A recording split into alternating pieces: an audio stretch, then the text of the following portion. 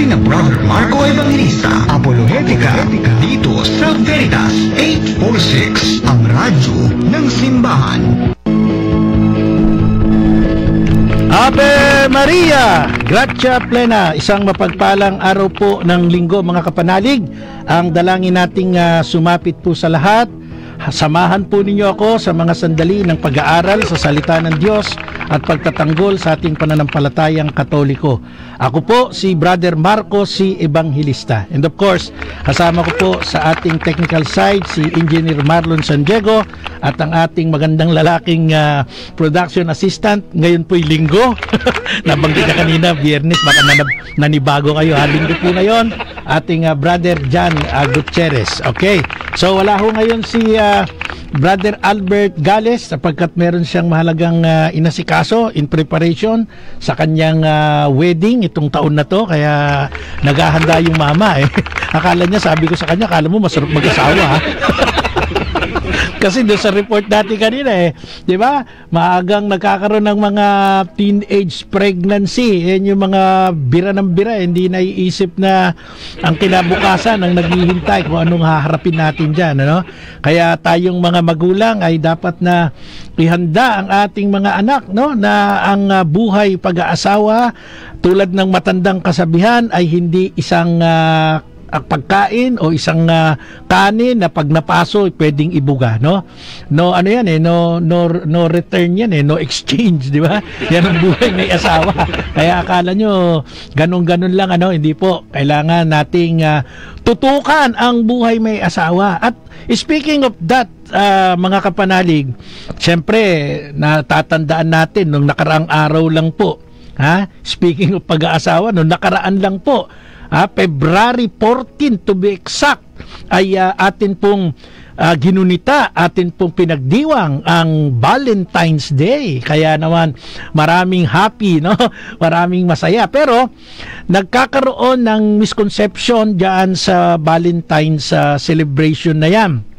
Kasi na-commercialize, parang Pasko lang din na-commercialize, at lalong nagkaroon din ng mga ibang pananaw na yung mga biruan, although biruan totoo na nangyayari, no, mas maraming gumagawa ng kasalanan pag Valentine's Day. Sabi nga nila napupuno daw yung mga prominenteng mga hotel o yung mga motorist hotel o kung iba pang tawag diyan, no?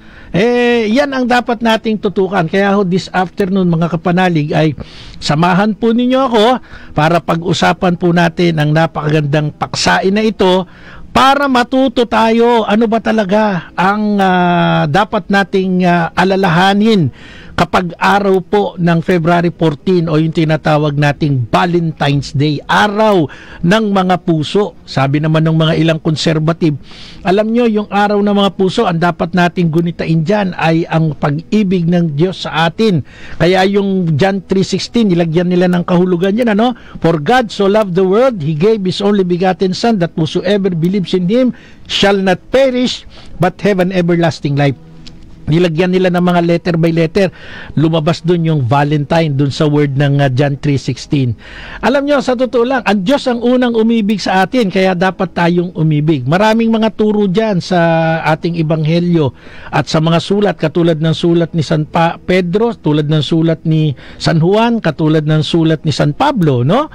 Sapagkat napakadakila nga daw ang pag-ibig. Pero dapat matutukan natin ano talaga yung ating pinagdiriwang pag February 14. Kasi po, kaya ko ito itatouch, meron akong napanood sa Reels, no, o sa social media, may isang pastor daw ito no, pastor, bata pa, hindi ko alam kung saan siya kumuha ng kanyang authority para maging pastor. Well, siguro dahil nagparehistro siya ng kanyang grupo sa Securities and Exchange Commission, dahil sa kalayaan ng relihiyon, naging pastor itong taong ito, no? Pero doon sa kanyang programa, sa kanyang reels, no, ay nakalulungkot na may mga tirada siyang lahat sabit, no? Yung mga tirada niya lahat sabit. Bakit? Kasi Para siyang asong kahol ng kahol, barking at the wrong tree. Binibira niya ang celebration ng Valentine's Day, binibira niya ang Catholic Church using the old culture or the old practice or tradition, no? At nagsasite siya na nung unang panahon daw, ito daw ay pagsamba sa mga Diyos-Diyosan, ito daw ay pagsamba dun sa mga diti ng mga kahalayan, kaya ang Valentine's Day daw ay hindi dapat i-celebrate sapagkat ito daw ay nagbibigay ng reminder doon sa unang mga practices na ito'y pawang puro tungkol sa kahalayan, no? Yun ang kanyang tirada eh. Hindi ko nababanggitin yung pangalan kasi hindi naman kailangan banggitin. Pero sinasabi ko lang sa inyo para at least mayroon akong mabanggit na referensya, no? Hindi ko na kailangan kunin siya yung mismong pangalan niya. Pero pagka ito'y sumagi sa inyong social media platform na isang bata pa ito, siguro mga relievo 20, hindi pa 30 no? Pero nagpapanggap na pastor, lahat ng sinasabi ay puro baluktot mali doon sa totoong observation natin o commemoration natin sa Valentine's Day. Ibig sabihin, ang isang magandang halimbawa ko dyan, bumabanat siya, ang tirada niya pa southern part, pero tayo, ang celebration, nasa northern part. Kaya, magkalayo, di ba? O absent na naman yung aking partner, nasa Amerika, Engineer Alan Villar. Abay, naglalaro sa snow eh. Engineer Alan Villar, ingat ka dyan sa US ha. At maggamit ka ng mga makakapal na jacket at nandiyan ka sa gitna ng mga niebe. Ayan. So mga kapanalig, tutukan natin yung tirada ng pastor-pastora na yan. Hindi ko babanggitin yung pangalan. Una, pag merong protestanting preacher, mga pastor, ministro, binira ang Valentine's Day, ang katotohanan po niyan, mga kapanalig, hindi ho alam yung tunay na diwa ng ating pinagdiriwang. Pag ginamit, katulad ng pastor na sinasabi ko sa Reels, ginamit niya na, nung unang panahon, yun po'y irrelevant na. Bakit irrelevant na? Kasi galing mismo sa bibig nila, sinasabi nila, dati, na ngayon ay na-convert na into a Christian festival, a Christian commemoration. So, pag sinabi mong dati, ayan ay paggunita sa mga Diyos-Diyosan ng kahalayan, dati yun. Yung dati, wala na yun. Ngayon, pag sinabing Valentine's, yan po ay tumutumbok sa isang banal na santo o sa isang banal na santo ng Iglesia Katolika na si Valentine. Ngayon, Valentine or Valentine. Pag-aralan natin sino ba itong Valentine na to. Siya po ay isang pari ng Iglesia Katolika at ito po ay pinugutan ng ulo around 269 AD sa pamamagitan po ng isang order ng dating tinatawag na emperador, makapangyarihan, no? Makapangyarihang emperador. At ito po'y tumutugon sa pangalang Claudius. Siya po ang nagpe-persecute, umuusig sa Iglesia Katolika nung mga panahon na iyon. Ngayon, ano ba nangyari dito sa kwento ni Valentine? Si Valentine po, mga kapanalig, tandaan natin, siya po ay isang paring Katoliko. Ngayon, nung panahon na ito, ni Emperor Claudius, nag-uutos po siya na mag-practice ang mga tao ng tawag dito ng malayang pakikipagtalik, no? Siya po ay nagbibigay ng kautusan at siya po ay nagbibigay din ng pagkakataon sa polygamy. Ibig sabihin pwede sa kanya yung maraming asawa, yung kanyang mga sundalo, no? Ay pinagbabawalan niya ring mag-asawa, sa halip pwedeng makipagtalik pero hindi pwedeng mag-asawa. Bakit? Kasi daw pag ang sundalo nung panahon niya ay mayroong pamilya, hindi siya makagaganap ng mabuti sa kanyang tungkulin bilang sundalo. Ibig sabihin, pag dinala siya sa gera, mag-iisip siya na magiging hesitant siya lumaban Kasi iingatan niya yung sarili niya para sa interes ng kanyang pamilya. Kaya itong si Emperor Claudius ay nag-uutos, bawal mag-asawa. At kapag ikaw ay nag-asawa, lalo na yung kanyang mga sundalo, mayroon pong kaukulang parusang kamatayan. Kaya sa pamamagitan ng kautusang ito, ang mga tao noong unang panahon ay naging hesitant na mag-asawa, pero malaya silang nakikipagtalik, no? Takot sila dun sa makapangyarihang emperador na si Claudius. Ngayon, mga kapanalig, ano ang nangyari? So, ito pong si Agustin tuloy. Ito pong si Valentine, naisip ko si Saint Agustin Ito pong si Valentine or Valentin, no? Ay kumikilos ng palihim upang ikasal niya yung mga nag-iibigang dalagat binata. So, ibig sabihin, ang order ng emperador, bawal mag-asawa, lalo na yung mga sundalo niya. Baligtad naman yung ginagawa ni Father pa siya at that time, Father Valentin. Ginagawa niya, kinakasal niya ng palihim yung mga magkasintahan. So, dahil doon, nagdana siya ng malaking parusa kay Emperor Claudius hanggang sa dumating ang point na siya po ay pinapugutan ng ulo. Ating Caritas sa Manila, tandaan nyo, is an arm of the Catholic Church ng pagpapahayag, pagtulong, pag-ibig, no? Yan ang isang pinakamalaking charity institution ng ating simbahang Katolika sa buong mundo, no? At dito sa Pilipinas, kudos to our Caritas director, siyempre ang pangulo rin ng Radio Veritas 846, si Father Anton City Pascual. Okay. So mga kapanalig, pinag-uusapan natin yung tungkol sa kwento ni Saint Valentin o Saint Valentine. At dahil nga po sa kanyang pagtaliwas dun sa gusto ng matapang na emperador, Roman emperor, na nag-uutos na huwag mag-aasawa, lalo na yung kanyang mga sundalo. Kinokontra niya ito, sa halip ay kinakasal niya yung mga magkasintahan na gustong magkaroon ng basbas sa kanilang pag-iisang dibdib ng kanilang mga kasintahan. So, yung panahon na ito, itong 269, si Father Valentin ay pinarusahan ng 3 part of execution. No? Una, siya po ay pinagpapalo, beating. Ikalawa, siya po ay pinagbabato. No, yan ang kanyang dinanas dahil nga doon sa kinakasal niya yung mga magkasintahan na gustong maging mag-asawa. Ayaw ng emperador pero ginagawa niya pa rin. So ano ang naging parusa niya? Pinagpapalo, pinagbabato, at ang pinakahuli, dahil sa kanyang stand for Christian marriage, ang ginawa po, siya ay pinugutan ng ulo.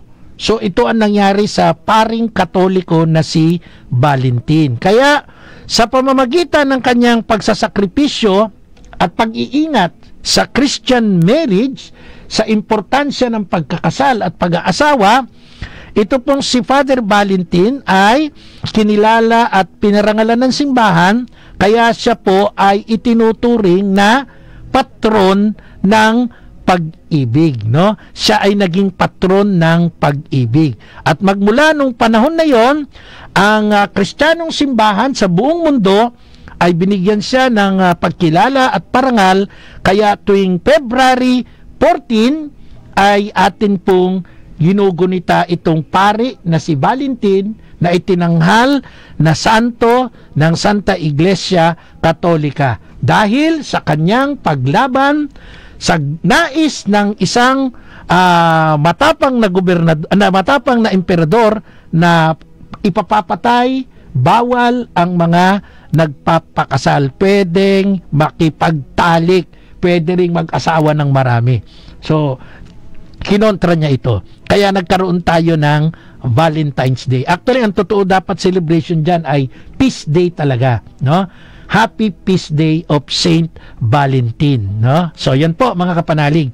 Ngayon, tulad nung sinabi ko sa aking introduction, yung mga pastor-pastoran, yung mga protestante, no? Atake ng atake sa ating simbahan na mali daw itong celebration ng Valentine kasi nga daw ito daw po ay tungkol sa mga Diyos-Diyosa ng kahalayan noon, unang panahon. Kita nyo, galing sa kanilang salita, galing sa bibig nila, nahuhuli ang isda sariling isda Noon, unang panahon, noon yon.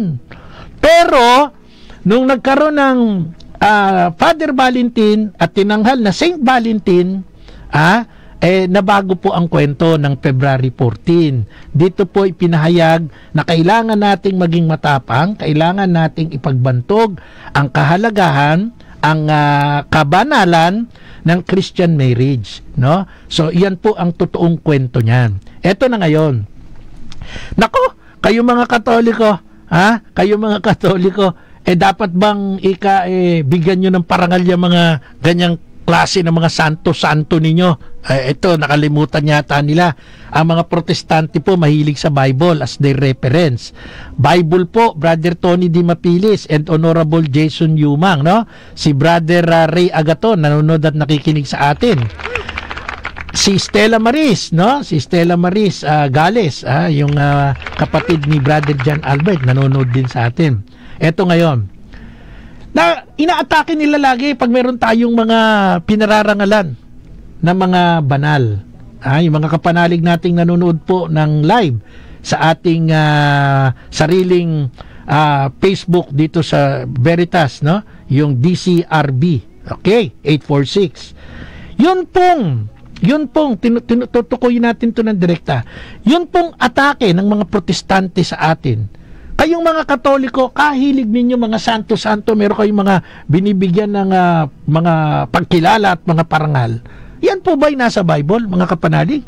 Pagka tayo po ba'y kumilala ng mga mabubuting tao na gumawa ng magandang halimbawa, nangaral sa ating pananampalataya, ipinaglaban ang katotohanan ng pananampalataya, ang kabanalan ng pananampalataya, ito po ba ay nasa Bible? Meron po ba tayong pwedeng pagkunan sa Bible na reference upang magkaroon tayo ng imitation sa English? Magkaroon tayo ng paggalang, pagsasahalimbawa dun sa mga nauna sa atin na mga Kristiyanong banal? Tingnan po natin ang Bible. Ito po ay mababasa natin sa Hebreo chapter 13 verse 7. Ito po basahin ninyo kung meron kayong Bible na hawak sa bahay. Hebreo chapter 13 verse 7. Ganito po ang sabi.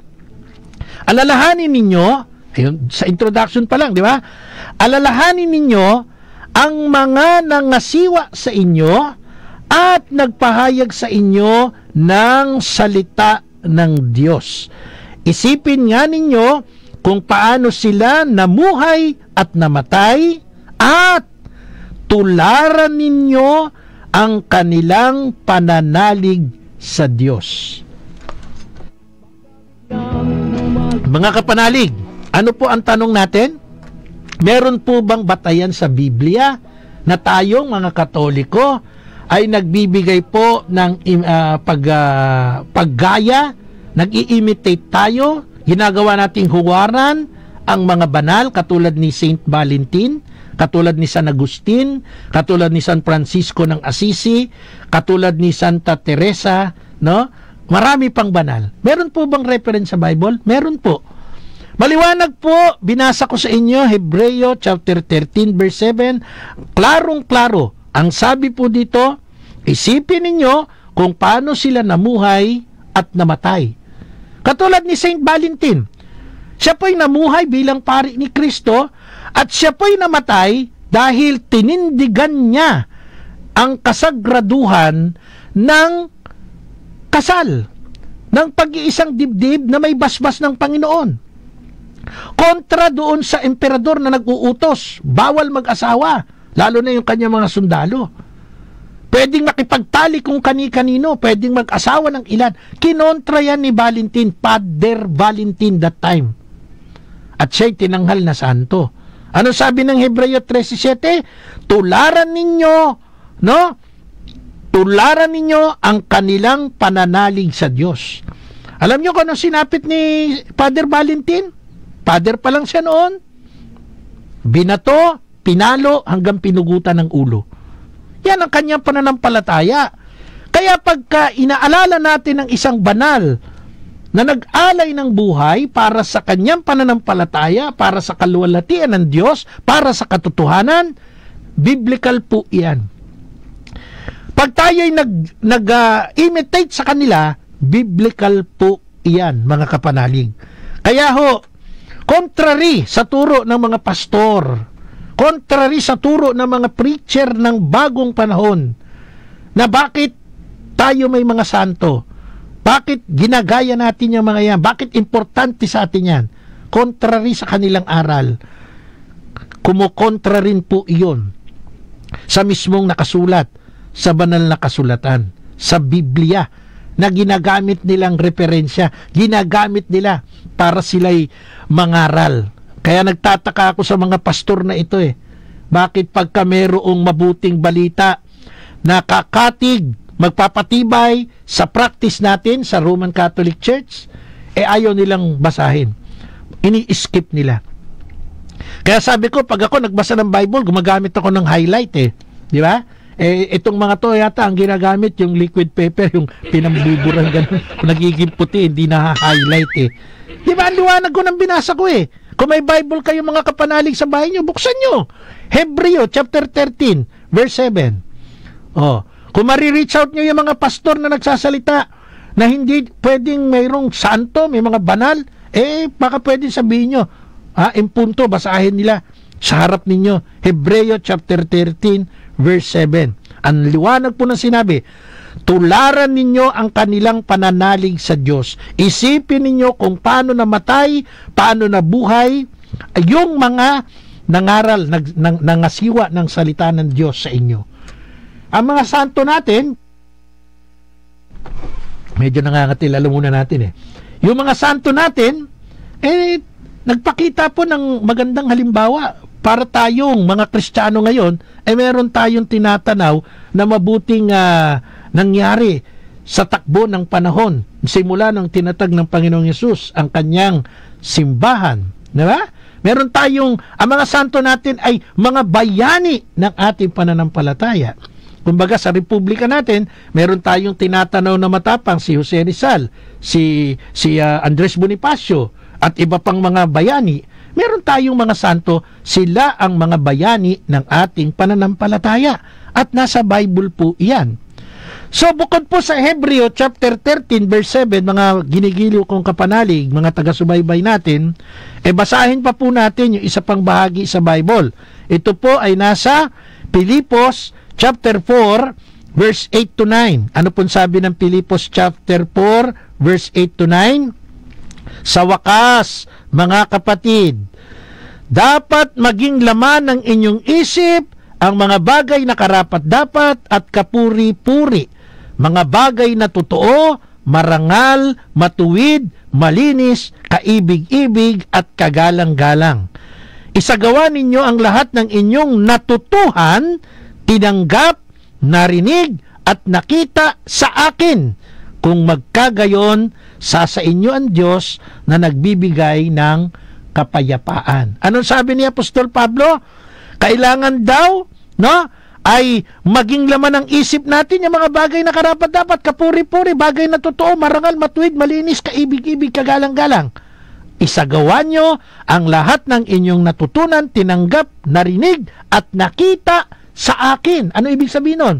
Gawin ninyo yung nakita nyo, gawin ninyo yung narinig nyo sa akin, gawin ninyo yung tinanggap nyo sa akin. Ano ibig sabihin nun?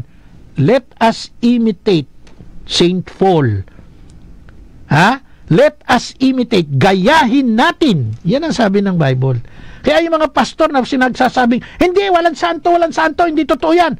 Hindi sila naniniwala sa bahagi ng ilang bahagi sa Biblia. Hindi sila naniniwala talaga sa Bible. Kaya sila gumagamit ng Bible for their own interest. Pero kung katotohanan lang ang pag-uusapan, mukhang alanganin po sila dyan. Ave Maria, Gracia Plena, mga kapanalig, samahan po ninyo ako sa mga nalalabi pa. Nasa kalagitnaan tayo ng ating programa. Brother Marco Evangelista po. At siyempre, sa loob po ng 18 taon, ay nagpapasalamat tayo sa Diyos, ginagamit ang ating tinig, and of course, ang ating management, Father Anton Pascual, ang ating Pangulo, Vice President for Operations, Father Roy Billen, at ang ating station manager, Madam Riza Mendoza.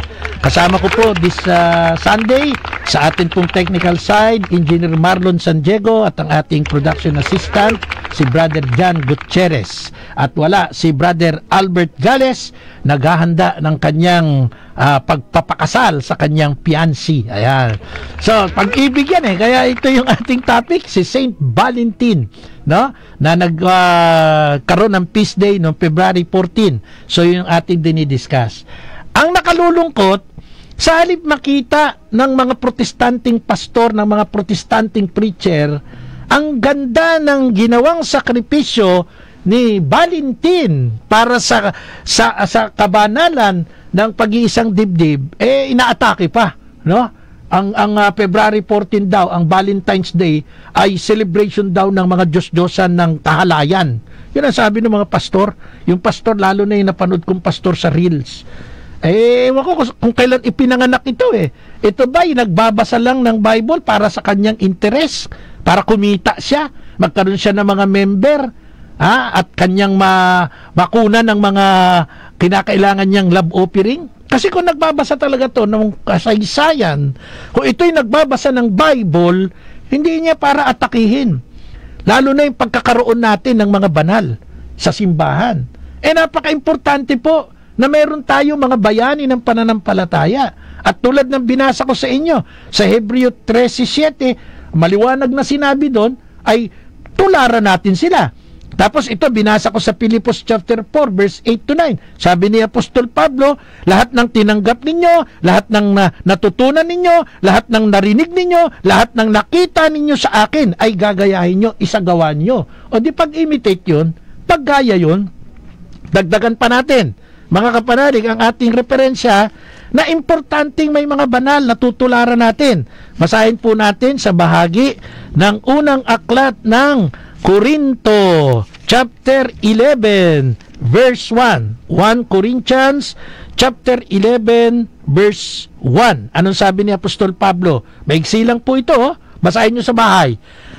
Tularan ninyo ako, gaya ng pagtulad ko kay Kristo. Ang liwanag po ng sinabi ni Apostol Pablo, no? Tingnan nyo po sa bahay, basahin nyo sa Bible ninyo.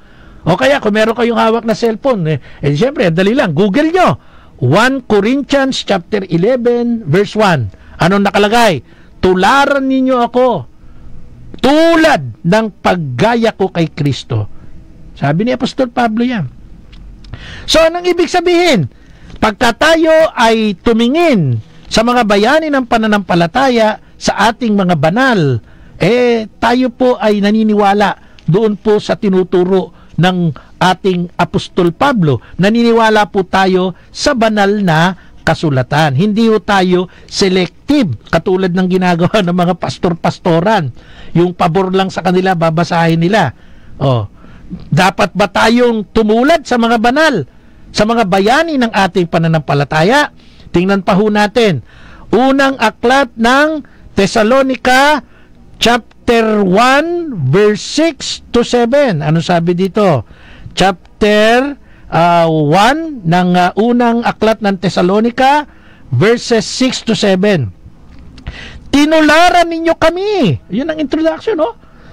Ginaya ninyo kami, tinularan ninyo kami at ang Panginoon. Tinanggap ninyo ang mabuting balita at dahil dito'y nagdanas kayo ng katakot-takot na hirap. Gayunman, taglay pa rin ninyo ang kagalakang kaloob ng Espiritu Santo. Kaya't naging huwaran kayo ng mga kapatid sa Macedonia at Akaya. Tinanan niyo? Yung mga Kristiyanong gumaya, tinularan si Pablo at ang Panginoon, ano nangyari sa kanila?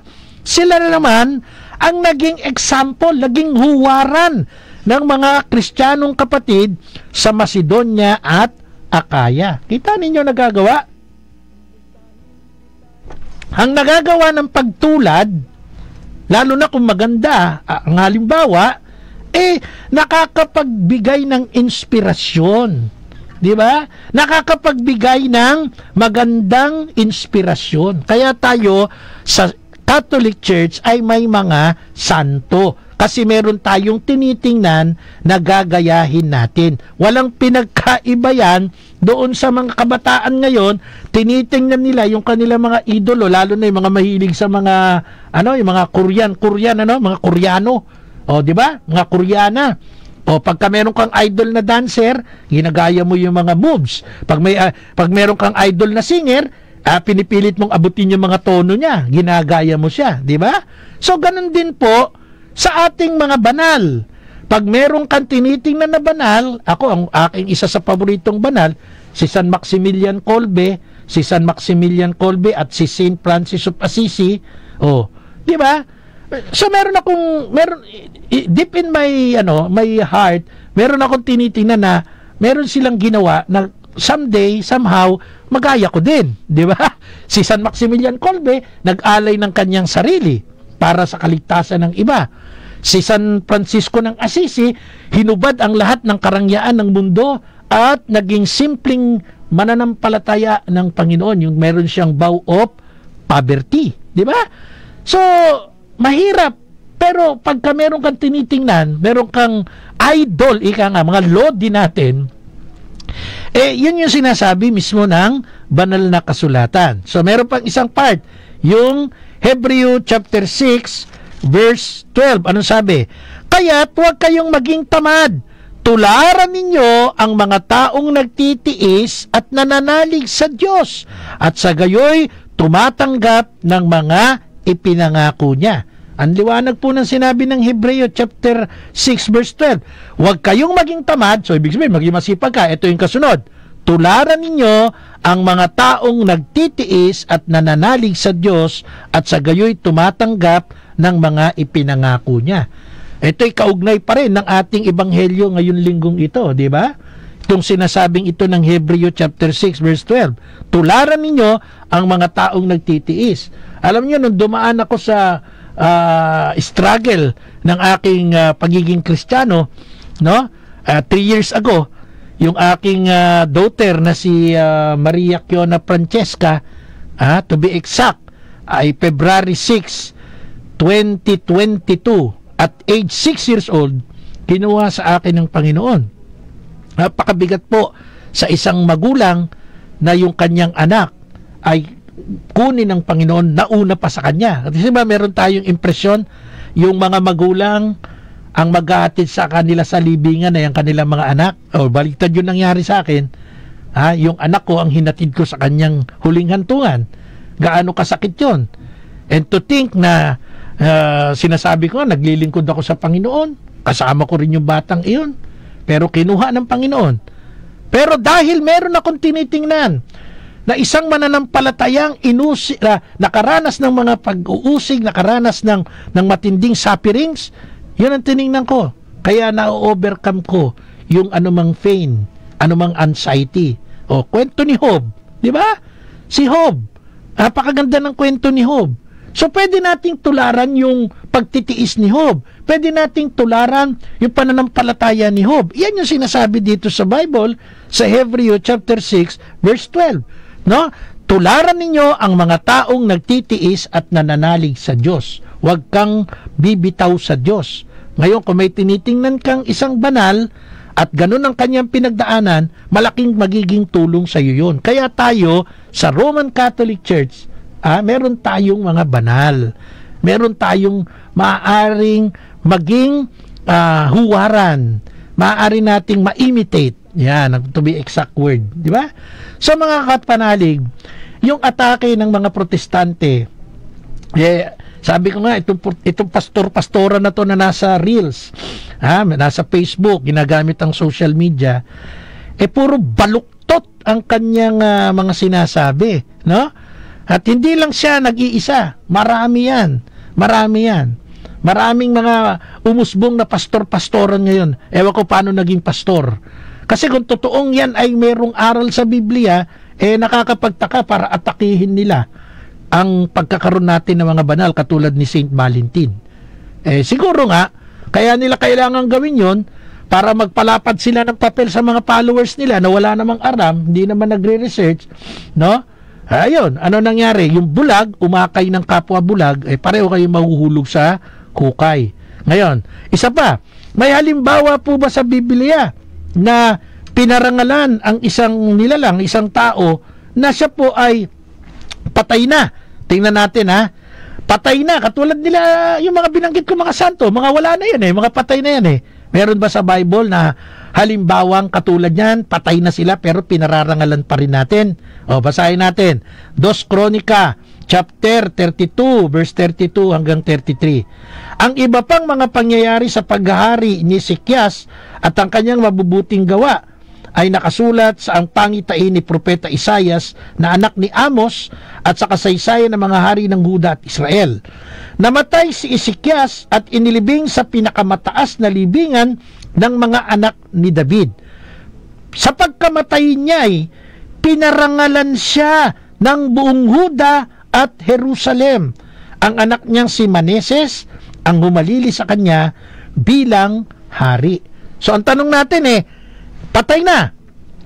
Pwede pa bang parangalan? Nasa Bible ba yun? Ito nakalagay. 2 Kronika, chapter 32, verse 32 hanggang 33. Namatay si Hezekias, inilibing sa pinakamataas na libingan ng mga anak ni David. Sa pagkamatay niya'y pinarangalan siya ng buong Huda at Jerusalem. Kita na ninyo? Kaya tayo, yung mga santo, bagamat patay na, pinararangalan natin, pwede pa rin pala yun. Yun pala'y biblical. Kaya kanino kayo maniniwala? Yung mga putak na mga pastor o yung nakalagay sa Bible?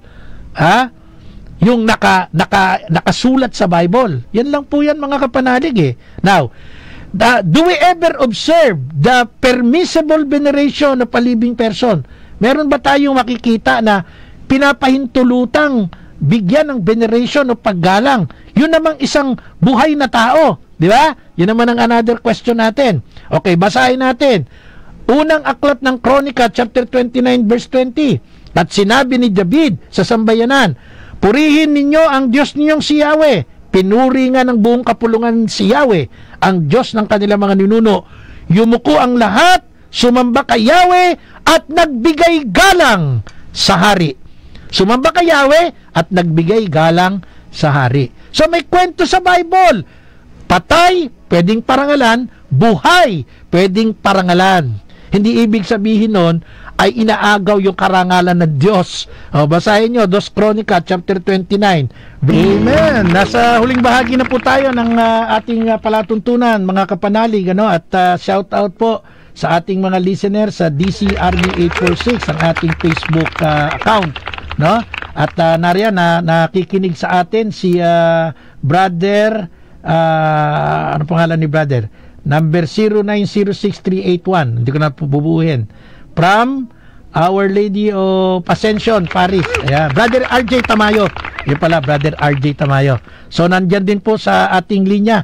Nakikinig sa atin. Salamat po, Brother J. Sebastian. Sabi niya, blessed afternoon, Brother Marco. Salamat lagi sa mabuting pakikibaka. Yan. Pakikibaka yung term, Kasi talaga pong struggle tayo, Inaatake tayo ng mga pastor, ng mga protestanting pastor, mga preacher, teachers, at ang atake nila sa atin ay puro saliwat, walang basis, basta't atakihin lang tayo.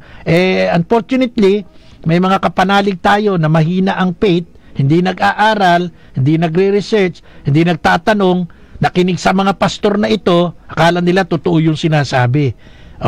And to think na ang kanilang sinasabi, walang basis sa Bible. Tayo, ang pananampalataya natin, nasa Bible. Ano bang gamit nila? Di ba Bible? Ito, Bible lahat ng sinasabi ko. Tinanong natin, meron bang reference sa Bible na meron tayong dapat mga gagayahing taong banal na magiging huwaran natin. Binigay ko lahat ang mga talata, di ba? Sinimulan ko sa Hebreo chapter 13 verse 7, binigay natin ang Pilipos chapter 4 verse 8 to 9, nariyan ang unang Korinto chapter 11 verse 1, ang unang Tesalonica chapter 1 verse 6 to 7, at ang Hebreo chapter 6 verse 12. May halimbawa ba sa Bible na buhay ang tao pwedeng parangalan? 2 Kronika chapter 32 verse 33. Meron bang talata sa Bible patay na pero may permissible na bigyan natin ng pagpaparangal? Yun, ang liwanag ng 2 Kronika chapter 32 verse 33. And then yung mga buhay, di lalong-lalong pwede. Binasa natin yung unang aklat ng Kronika chapter 29 verse 20. Marami pa yan. Meron pa tayo sa Book of Daniel. Speaking of Daniel, yung ating mahal na Reverend Father Daniel Estacio ng Pasig, Diocese of Pasig. Shout out po. Diba? Sa Daniel chapter 2 verse 46 to 48, ganito sabi, Then King Nabucodonosor fell upon his face and did homage to Daniel. Yung hari ay yumukod at ang kanyang mukha ay inilagay niya halos sa lupa at nagbigay ng veneration, homage, paggalang kay Daniel, and commanded that an offering and incense be offered up to him. Nag-utos si Haring Nabucodonosor magbigay ng mga alay na insenso at mga regalo kay Propeta Daniel.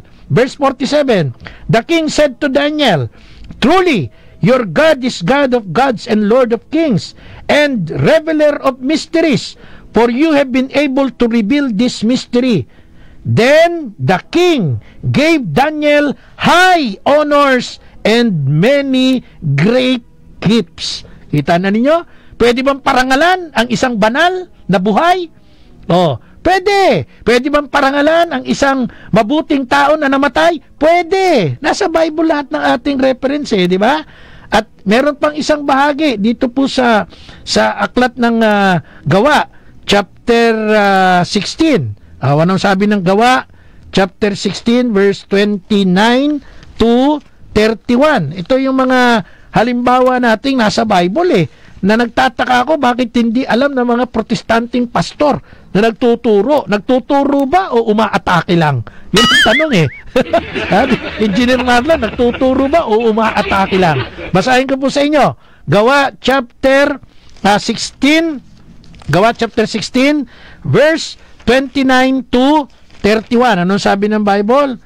Verse 29 to 31. Humingi ng ilaw ang bantay, patakbong pumasok at nanginginig, na nagpatira pa sa harapan ni na Pablo at Silas. Ibig sabihin na nagpatira pa, yan ay lumuhod at yung kanyang mukha halos sumayad sa lupa. Yan ang definition na nagpatira pa, Inilabas niya ang mga ito at sinabi, mga Ginoo, ano po ang dapat kong gawin upang ako'y maligtas? Sumagot sila, sumampalataya ka sa Panginoong Yesus at maliligtas ka, ikaw at ang iyong sambahayan. Ano ang ginawa sa harap ni Pablo at ni Silas, nitong sundalong ito? Nagpatira pa. Nagbigay respeto, nagbigay galang. Hindi ibig sabihin na nagpatira pa sa harap ni Pablo at ni Silas, sinamba na si Pablo at si Silas. Yan yung mga minsang utak ng mga protestanteng nagtuturo ng against the Catholic faith, di ba? Hindi nila kinukuha yung tunay na konteksto at definition ng mga talatang nakasulat sa Bible, di ba? Actually, kahit po tingnan natin yung bahagi ng Book of Numbers, chapter 22, verse 31. Even the angel of God venerated. Ang mga anghel ng Diyos pwedeng bigyan ng veneration. Brother Philip Cesar Herrera, alam ko nandiyan ka sa Pangasinan ngayon. Anong sabi ng Bible? Then the Lord opened the eyes of Balaam, and he saw the angel of the Lord standing in the way with his drawn sword in his hand. And he bowed his head and fell on his face. Yan ang nakalagay sa Bible, di ba? Yung anghel ng Panginoon, ay pwede natin bigyan ng veneration. Ito tatandaan natin. It is always good to verify doctrine by the Bible. Huwag tayong nakikinig lang sa mga pastorotot, di ba? Since ang Bible is God's inspired revelation to mankind. At dito makikita natin yung turo ng Catholic Church ay meron siyang harmonious relationship sa Bible. Kaya itong mga sinasabing nagtuturo sa Bible, hindi yung totoong nagtuturo sa Bible yung mga yan. Yan po ay ginagamit ang Bible para sa kanilang interes, para sa kanilang ganasya, para sila'y kumita, magtayo sila ng sarili nila mga grupo. Ayaw ni Brother JC Recto yan ng San Juan at Mandaluyong. Lodi, Brother JC Recto. And alam niyo mga kapanalig, minsan kailangan nating direktang tukuyin yung atake ng mga protestanteng ito at sagutin natin ng direkta din. Sino paniniwalaan nyo? Sila na umaatake lang pero walang Bible basis? O tayo na kinukuha natin lahat ng sagot natin biblical, nasa Bible? Kayo na ho mag-isip niyan. Diba? Hanapin nyo yung mga pastor na yan at tanungin nyo sila. Hindi ba pwedeng magkaroon tayo ng pag-imitate sa mga banal? Tapos basahin nyo yung binigay ko sa inyo, yung Hebreo chapter 13 verse 7, yung Pilipos chapter 4 verse 8 to 9, yung 1 Corinthians chapter 11 verse 1. Ang gandang basahin niyan. At palagay ko, 100%, sila po'y mahihiya sa sarili nila. Kung meron pa silang hiya. Yun lang yun Kung meron pa silang hiya. Okay? So mga kapanalig, tandaan nyo po, wala hong pagkukulang ang ating pananampalataya. Brother Mario Santa Maria, mabuhay po kayo. Wala hong pagkukulang ang ating pananampalataya. Ang nagkukulang, tayong mga sumasampalataya, hindi tayo nagbibigay ng takdang oras at panahon para matuto sa ating pananampalataya. And speaking of that, maraming salamat po kay Father J. Dador, ang kura paroko ng Ina ng Mga Dukha Paris dyan sa Western Bicutan, Taguig. Meron tayong gagawing series ng Marian Talk dyan, apologetic approach, para yung kanyang mga parishioners ay talagang lumago dahil ang kanilang parokya ay Marian Paris, no? Salamat po Father J. Dador, ang kanilang kura paroko. At magsa-shoutout po ako, happy 6th anniversary bukas, February 17, sa Catholic Faith Defender Riders Club Luzon, sa pangunguna ng kanilang Pangulo, Attorney Glenn Alan Akal. At ang pagbati po ay mula kay Brother Arnel Borromeo at kanyang may bahay na si Sister Mercy. Happy 6th anniversary, CFD Riders Club Luzon. At salamat din po ng marami kay Police Senior Master Sergeant Ricardo Mapa Castillo ng Northern Police District, Caloocan City. At congratulations sa iyong promotion, Senior Master Sergeant Ricardo Mapa Castillo. Ito ay isang matinong pulis, kaya dapat sinasaluduan natin. Salamat din po kay Kapitana Evelyn Tan Arago, ang hepe ng Barangay Affairs Office ng Taguig City, sa patuloy na pagtulong sa ating apostolate dito po sa ating programang Apologetica ng Radio Veritas 846. Maraming salamat. Tan Arago family, Kapitana Evelyn, thank you very much. At syempre sa mahal nating Sister Purissima at Sister Tita Arsiaga na nariyan po sa Roma, Italia. Lagi po kayong mag-ingat at ingatan din ng Panginoon. Okay? So kay Brother Arnel Borromeo at pamilya, kay Sister Noemi at kay Sister Mercy, lagi po kayong pagpalain ng Panginoon. Okay? So shout out po kay Brother Levi Lahera, nariyan po sa Cavite, isang legionaryo ni Maria.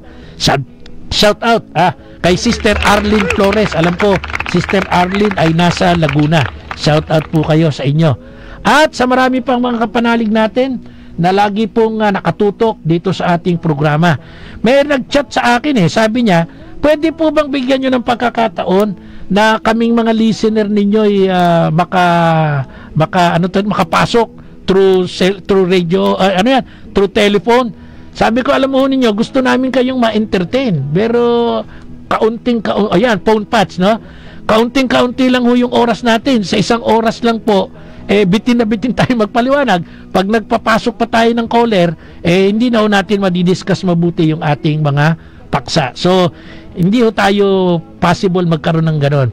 Makinig na lang po kayo, mag-take note kayo, at sinisiguro naman namin sa inyo na maihatid namin sa inyo ang tamang aral at ganda ng ating pananampalatayang Katoliko. Wala na po tayong oras. Muli, salamat po sa pagsama sa akin. Of course, ang ating partner, Engineer Marlon Santiago and Brother John Gutierrez.